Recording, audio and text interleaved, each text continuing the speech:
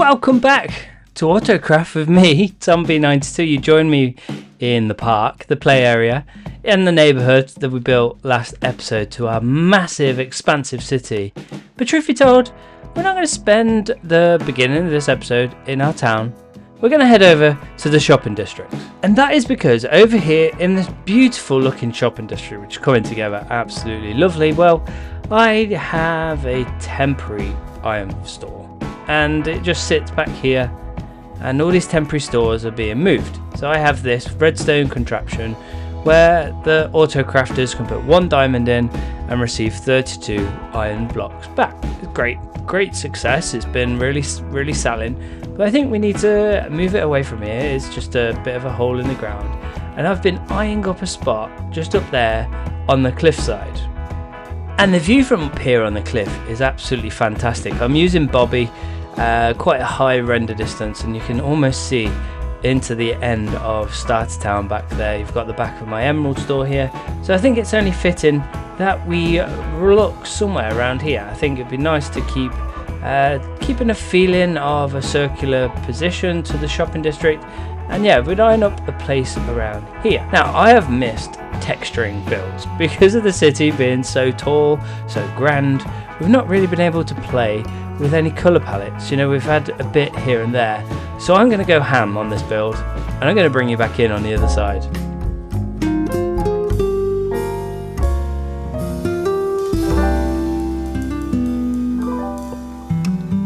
And go ham. We did. This is what we ended up with, and it was really fun. I missed playing with palettes, and let's run you through what we've got here. We have the stairway up here, and we have utilised some different texture in here, trying to blend in with the greens to ultimately get into a grey palette up the top here. So we've got the mossy, we've got the glazed green, we've got green terracotta, and the whole build actually began with wanting to use mangrove because I've not really utilised that in any way, shape or form in this series, and tied it back in with some decorative pots. Another block we've not done anything with in the series, and just trying to utilise that, create a little barrier, a little fence place, you know, giving some views out here to the wild, and you know, it works. But yeah, should we talk about this palette? We are going from a brown to a white, and from afar it really works. I have to admit, from close up it looks really messy, and from afar we just take a step back. It works, you know, it does really work. My guy's kind of arrowing at that one, which gave a box around that. But yeah, then what we've done is, well, I didn't really know how to put windows in. I tried, and it just didn't work. So we've used the spruce signs to just add a different texture in there, and I'm going to envision, after we've just ran through here, is putting a tree or two together out here. The other thing we've done is we've tried to play off on the snowy section. So on the roof we've got a couple of different palettes. We obviously structured the build going in a grey and spruce, and then on the edges we go into this white texture, so we can play off on the snow, utilising diorite and different gradients of diorite. And then we've got the diorite wall and the white glass pane to try and mirror like a, you know, an ice spike going off there. We've also done it with an end rod. I'm not too sure which I prefer. I think they both work in different angles better, but obviously we added another light tone from the end rod. We have played with the white a bit more over on this end of the build because there's a bit more of the build to actually play with, and again playing off the fact that, well, we've got a chimney there and the chimney's probably giving off heat. So the idea is this end of the build is more stone because it's burning away the snow, you know, it's heating it up, and then on the far end of the build we've got the snowy end, and I think that really tells a story. Is there's not a lot going on with this build, like there really isn't. I'm not gonna say it's, you know, an incredible build, but the palettes come together nicely and it tells a little story, and that was really what I wanted to try and do here. Oh, we haven't talked about the chimney. The chimney goes from a dark colour up to a grey colour. We've even managed to get pistons, so that's the back of a piston in there. Now the mud was meant to be deep slope deep slate coal. I'll get the words out. But yeah, I didn't have any of that. Otherwise, that would probably be more of a gradual texture. It is quite sharp, but it does work. It still works. It's nice to get the chiseled blocks in there again from afar. It works.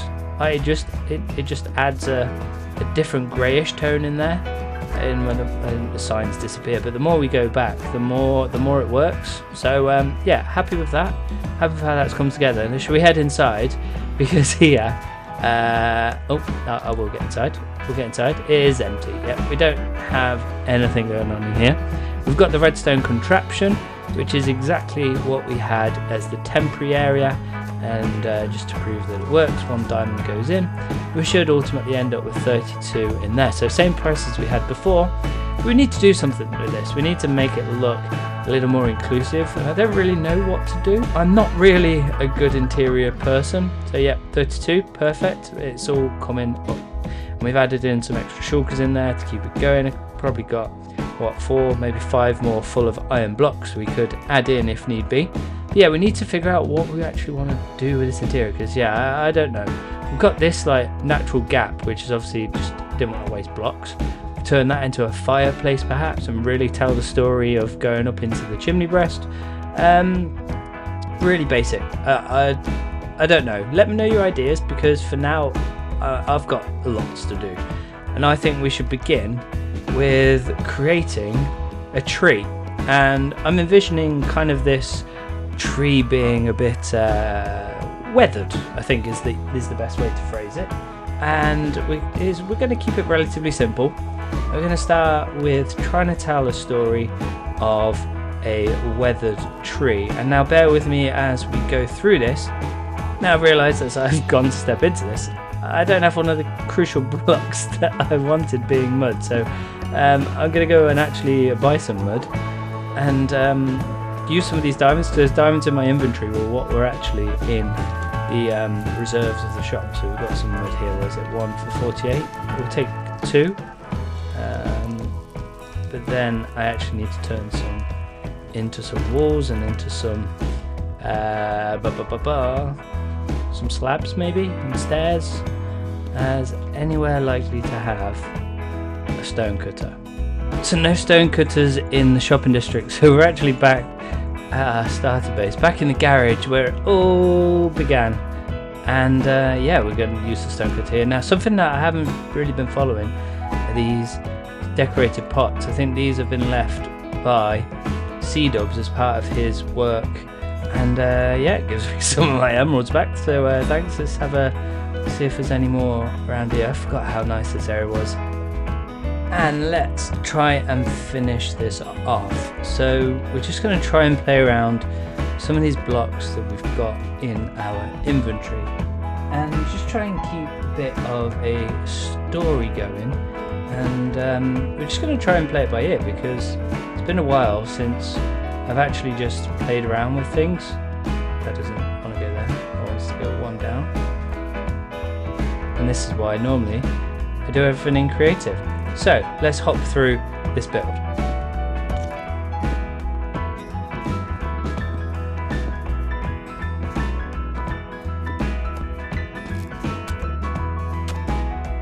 And with that we have one barren looking tree complete. And truth be told, I forgot how hard it was to create content without using creative and without pre-recording stuff and trying to follow it through. The one thing I do think we should change though is this part here, and we went back and got a white candle, and I think that probably fits that little space better than the glass that was there. Yeah, I like that.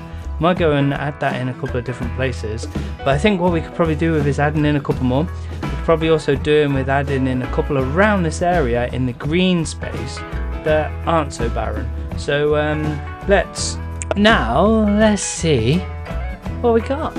So we finished off with that tree. We've added in this lovely custom tree out here in the greenery, and well, it's raining, it's a little bit miserable, but if we follow this around the back here, it's snowing out here, we've added in another tree around here. So we just played with some different angles on this one. We've gone in all 4 directions, where we only went kind of north and south on that one. Then this one over here is a bit smaller, and a few different blocks actually in this one. We added in some oak and some mud into the actual trunk of the tree, and probably got more spikes coming off of this one. I really do like how the candles fit in there. Like, you'd never even know that's 2 different textures, 2 different blocks. It actually pieces together really nicely. And well, we're finished. Well, kind of. We haven't got an interior still, but the shop is up and running, and the auto crafters can now make use of this. Probably should tidy this up, put this lot away.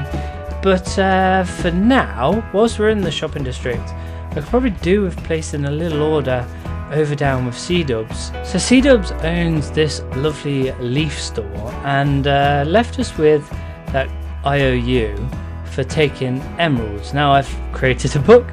Please plant a lot of custom trees, Tar. And yeah, we're gonna leave that with him. I mean, what would a Tom B92 episode be without a MrBeast build? Are you ready? I know I am.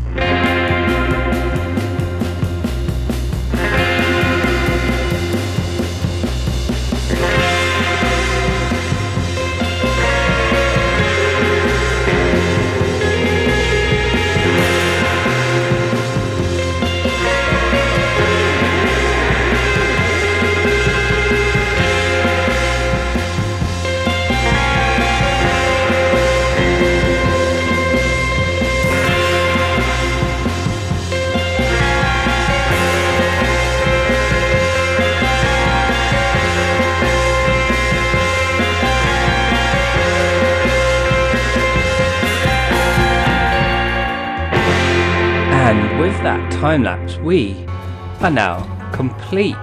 Now, what do you think to this? I really like how this has come together. We've got something that I mentioned in the last episode with wondering whether to, add canopies here. So we've got some shops, and then we've got apartments, and then like the posh apartments, similar to what we did with the very first build, where we had the quartz up the top here, and obviously that was my penthouse suite that we haven't really done much with. Now, we need to tie this back into the land, don't we? We've got a lot of greenery, and I'm envisioning somewhere around here there being a gazebo. And with the magic of editing, we now have a gazebo. And you probably got the message. I enjoyed texturing because we've tried a bit here. It's only small. We've tried a few different greens, and for those of you familiar with last season, I used this kind of colour palette on the clay order base, and yeah, it pieces together quite nicely. And well, probably do the sleeping on sleep later. And well, we've also added in some of our own greenery. Now, we've obviously put the order in with C-Dubs, who I'm hoping will fill out some of this space around here. But we have done a bit of our own work and added in some bushes down here. Again, we're just keeping the lanes, so we're just building the views all from this main road. Then we head round the corner. This is where we've done some extra work, and we've added in some trees, and we've used some different blocks. I say blocks, I mean leaves, in building with azalea, and just pops with a different colour. You've got the spruce tree back here, you've got kind of oak, and I can't remember what else is in that one, but yeah, it just pops. The azalea just pops out. And then what we have is a tunnel to nowhere. I really wanted to, I think we're missing a fence post there, aren't we? I really wanted to try and add some levels into this city, and you can probably see we've done it a little bit around here, but yeah, we and ahhing, do we actually have this road go underneath? I'm just missing a few blocks here. We need to fill in these holes. I was wondering whether to carry on the road actually underneath this build and come out the other side, but I thought, well, we've only got a few months left of the season, so we should probably try and round this up. So yeah, we've got a tunnel, and try to use a colour palette again, try to use a bit of blending. I think it works from a few different angles. You can kind of see some depth. Yeah, works. I'm happy with that. So I think on that end, oh no, one more thing. we had Onky drop by, who has filled out some of this area by building Betty's Golden Goodies, and this was his store from last season, selling golden carrots, apples and glistening melons. And yeah, he's added it in here. I think it'd be nice if we can get some seating arrangements around here and just build this little park community. Now we're actually back where we started the episode, back in the park and in the neighborhood, and I think we're gonna call it there. Next episode we move on to something massive. If you've enjoyed this episode, do remember to like, do remember to subscribe, and I'll see you next time.